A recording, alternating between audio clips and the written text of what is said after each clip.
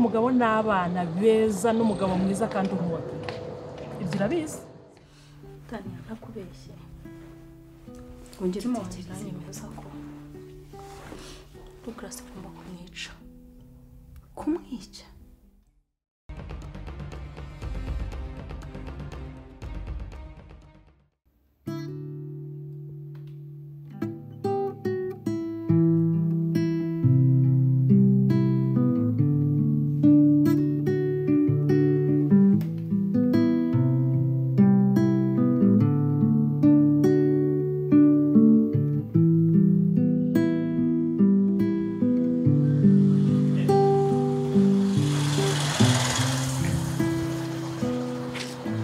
Allô? Oui, Angel. None se ko twananiwe kumvikana uragira ngo nkora iki? Jewe narakubwiye mfite ubukwe reka nje nikorere mariage ibyo bintu bindi rukumbwira je nago mbyumva. Niba utabyumva fata imyanzuro nawe kubishaka.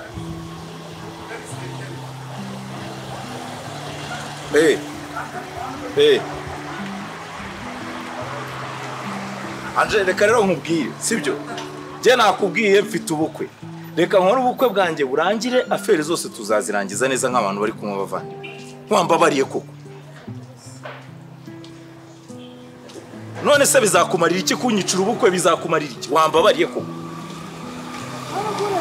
ndabyumva ariko ihangane hakuya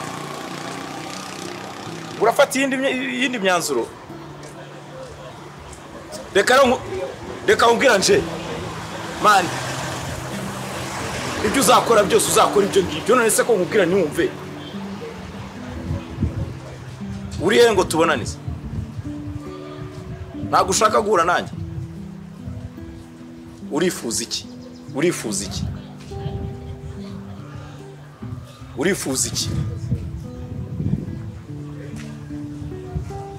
reka rero nkubwire kabisa jewe nafashe umwanzuro uzaze kabisa uzaze ubwice tu uzaze ubwice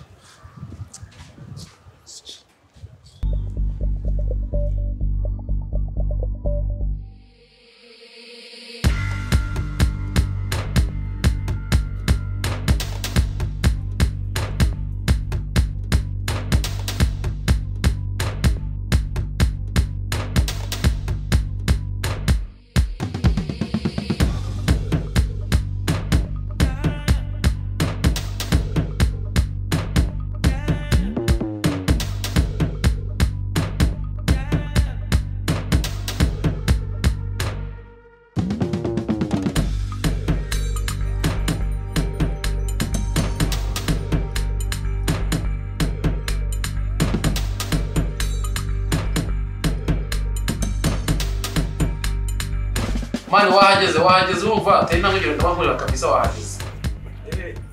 Hano nako. Tise bro. Fresh musaza. Sawa. Akubanda kubona. Gute. Fresh tu. Ryari se wawe. Mani, asize iminsi mani. Mumugize. Mani mujura akaze. Ibyaha niyo ruke mani ntago wakorera ubungu. Ikada. Dio zacu mani ntago zikora mu mujyi. Rero ushaka nyine kujya nawe urabyumva. Nyine w'inyuma afite ifoto abona nanjye imbere. Polisi zababanika. Ntabwo ngiye bapfa kunyuka mani. Sasa. Tipe inshuti yanjye. Arashaka kumukorera peri. Reka arizo giye uzabana z'umushyabantu. Ese warabiretse? Ushobora kutaba ntabitse ariko ntabwo. Apfa gukora nose mbonye muri Babylon. Ese ntabwo nyizeye man. Ntabwo nyizeye. Uwo ufite dino nzima ifatika kwa. Ngewe mfite dino nzima ifatika. Umutipe yambwiye ati jewe uyu munsi cyangwa ejo giye muzanire perimi ukingezaho ndahita ngo 2050. Oya amahijana.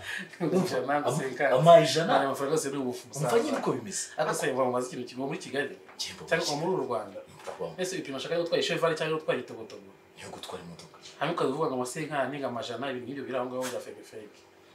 Kama tatu bisi yes guys, Kusuka amafaranga. Ibi kuvugura yizi bigihugu.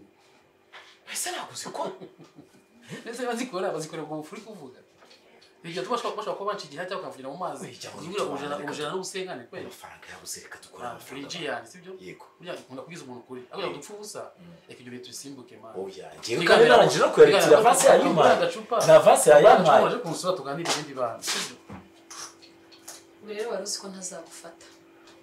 Sibe nta muntu murasuhuza mwinjiye. Kata. Nge nawe. Ikibazo kitararangira. Ariko narakubwiye ngo ikibazo uzihangane tukirangize. Cyangwa bara mu bibazo ariko umva wa mugabo sinkuzi rekeraho. Menya ibyawe ngiye byanjye byihorera. Ibintu uri kumbwira ni ibiki? Ese ubundi nabona kabiri gute? Ntago ari kuko nanjye nakuze sibyo? Ntubone gutyo ugira ngo ndi umuntu mukuru. Ndi mukuru mu bwenge ariko ntago wese nta hantu na hamwe uzigera ucikira ubimenye. Mwese urifuza iki? Ikibazo urakizi wana winteshereza umwanya. Wintesha umwanya ikibazo urakizi. Turakirangiza cyangwa mu kimwe. Mufite gutya. Ndagufite nta namwe uzacikira. Ndakubwiye ngo bitabaye ibyo. Nimbuza ubwenge utekereza umutwe wawe utekereza neza. Uyu munsi turi kwa kangahe? Turi sangahe? Ejo saa 12. Ndaramuka ntabonye amafaranga kuri telefone yanjye 500. Mufite gutya. Hagati uzakora ubukwe, sibyo? Ushobora gukora ubukwe nanjye bikubyara, sibyo? Ushobora kuzumva uri muri ribu cyangwa uri mageragere. Ntugire ngo ntunkangishe ngo arararara. Ugenda ukora ubukwe, ngewe ndiraho ngaho nindiraho, bajye birirwa bavuga ngo dore. Twese Turagura ngewe urareba ugasanga utandeba gutyo ukagira ngo ntago nari mwiza we. Izi ni ingaruka zanyu, sibyo? Izi ni ingaruka zawe wagiye unteza n'abandi nkama, sibyo? We ntago uzacika ndagufite mufite gutya ibyo wigira byose. Ariko sawaretse tukazanagiza ikibazo tutiriwe tugira. Uyu ni umwana wo kwicara kuko akananirwa gufata ikibazo ngo agikemure. Wa mugabo we sinkuzi. Tuvuga kuri umwana kwe. Ayo madini yose umusore w'umukobwa wa mbere uzabubyaye ku buryo bavuga ngo noneho uragenda untere hejuru gutyo. Ntabwo ngana nawe imyaka yanjye urayireba wayibonye hagati ni ibintu bibiri sibyo amafaranga ayo ni intangiriro ejo 500 ndashaka kuri telefone yanjye sibyo wa mugabo nakubwiye nawe mbabarira wisakuriza ntabwo mpuzi ndeka rwose uyu mugabo ntabwo uzi ibibazo dufitanye sibyo genda mubwiye ngo araramuka akoze ubukwe ibibazo bya gatarabikemura ejo saa 12. Ayo ni intangiriro nguhaye umunsi ku munsi urongora urugo rwawe abana bose ni nk'abandi sibyo abana bose ni nk'abandi uzarera uwawe nkuko nanjye wanjye ugomba kumurera bitabaye ibyo ushobora kuzabura byose n'ubukwe ntububone cyangwa mu kimwe akajya kwipima ikanzu uri mageragere cyangwa uri muri ribu ibyo byo nibyo nkubwiye nakoreze nabugana nawe ndagufite rero ugende gake wakata wikatisha ahantu hose umenye ngo naho uzacika ikintu kiri hano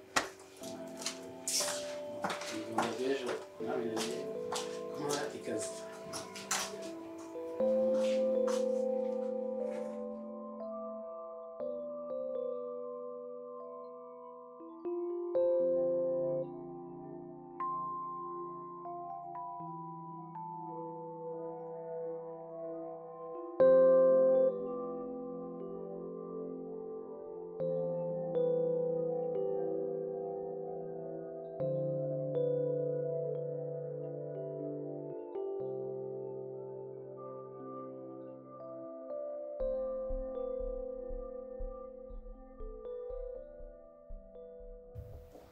maze rero Tania ya feri mugiye gukora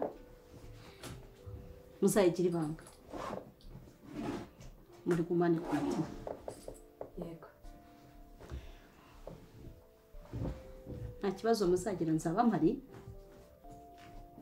ikibazo muzagira muzambwire yego nizere ko aho mugiye hizewe tugiye harizewe kandi muganga tumaze kuvugana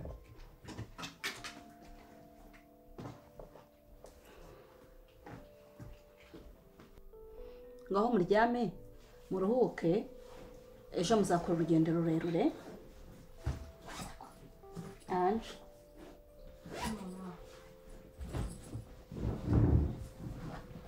nimuryame muruhuke kandi ndagukunda cyane.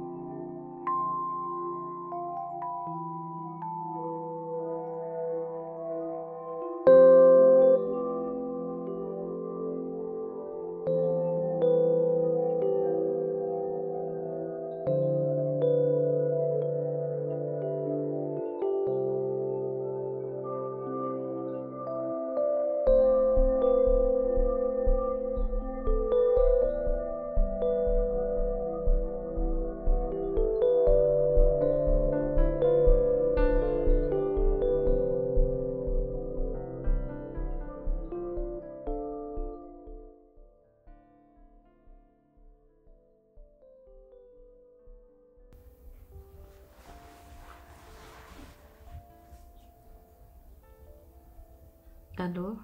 Oui. Yego turi tayari. Yego byose nabyize ku murongo.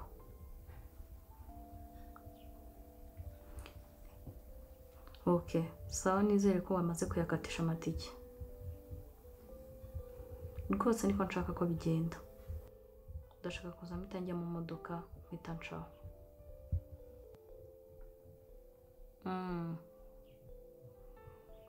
Nta kibazo, twe saa 10 zuzuye turaba turi ku muhanda. Sawa gahunda twe turayifite nta kibazo. Sawa ntudukereze. Okay. Yego. Sawa urakoze.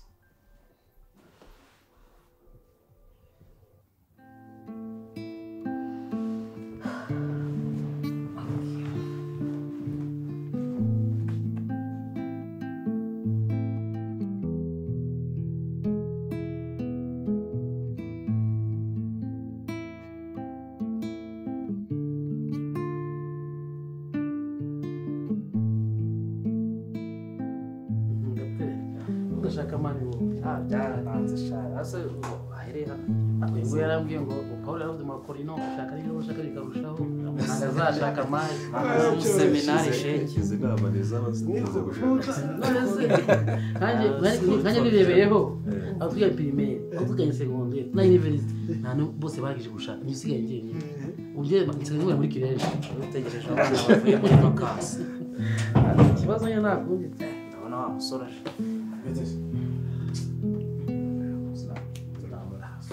wakireje inama wana turaguhamagara ntunitabe telefone bite byawe mwana ukivuga nibyo bana Douglas abantu ba mbere bibanatashe so ariko turamucicupa bana okay reka tureke kubitindaho reka turebe dukomeze imyiteguro turebe aho igeze akundi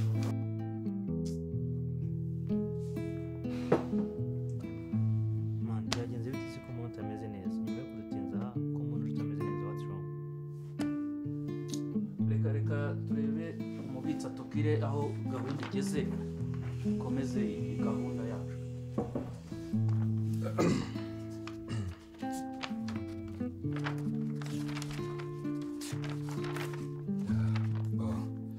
sasa rero aho gahunda igeze kugeza ubu ngubu uretse gatoya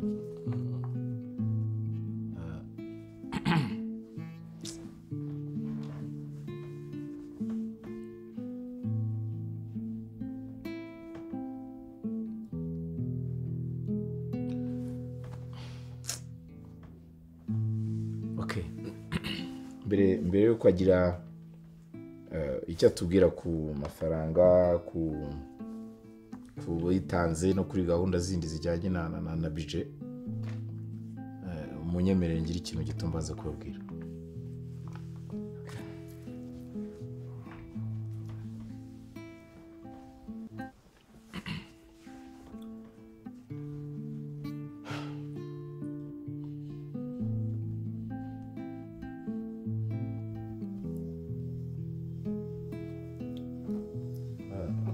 reka mbashimire urukundo ubwitange umuhate mwagize kugira ngo mufashe gutegura ubukwe bwanjye mu by'ukuri ndabibashimiye nkaba kandi mbashimiye uburyo mwagize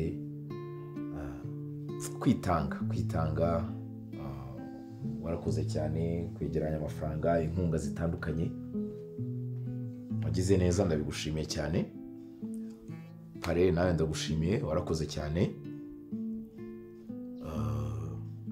mwese mwaritanze so muri aka kanya rero nagira ngo bamenyeshe yuko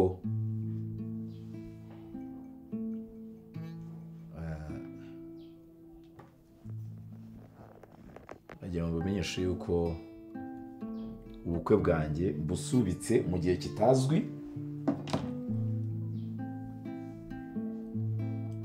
nkaba ngira ngo nanababwire yuko waba afite gahunda yakwikomereza akigira mu bye ushaka kunywa nawe akicara tukanywa ibindi nkazaba mbibamenyesha ubutaha ntihagire umbaza ibisobanuro ubwo gahunda nuko zimeze murakoze ndabashimiye